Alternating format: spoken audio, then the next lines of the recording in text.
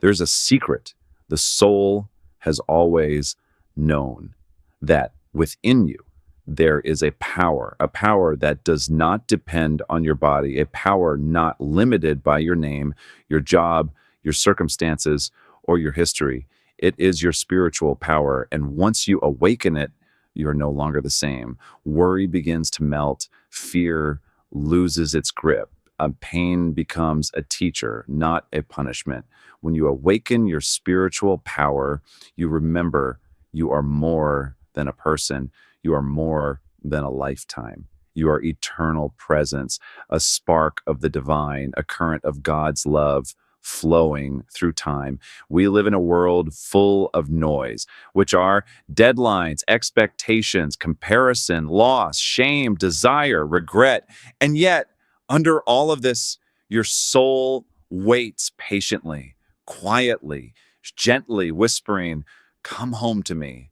That whisper is your spiritual power. It never forces, it never shouts, it only waits for your attention. And the moment you give it that attention, when you turn inward instead of outward, when you meditate, pray, breathe, or simply become still, you begin to wake up.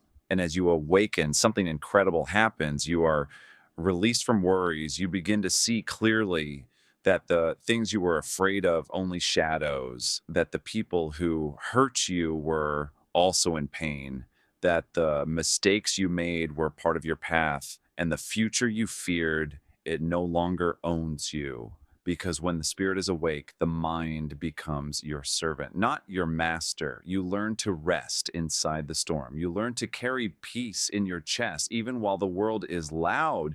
You no longer chase happiness. You become joy. And then something even deeper opens up.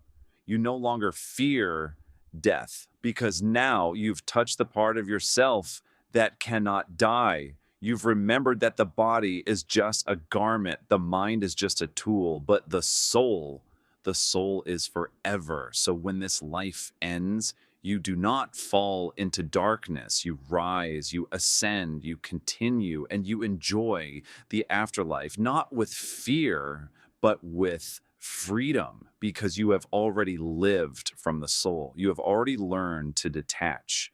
You have already known yourself beyond the limits of this world. You enter the next life with grace, not confusion, because you are already awake. This is the greatest gift of spiritual power. It does not only bring peace after death, it brings peace before death. Now, here in this moment, it shows you that heaven is not a place, it is a state of being. And you can touch it now with every conscious breath, with every act of kindness, with every moment of silence in which you return to yourself. So ask yourself, what is stopping you from waking up? Is it fear? Let it go. Is it the past? Bless it. Is it guilt? Release it. Nothing is greater than the power within you. And once you awaken it, truly, you are no longer a prisoner of this world. You are its light. When your spiritual power is awake, you walk without heavy steps.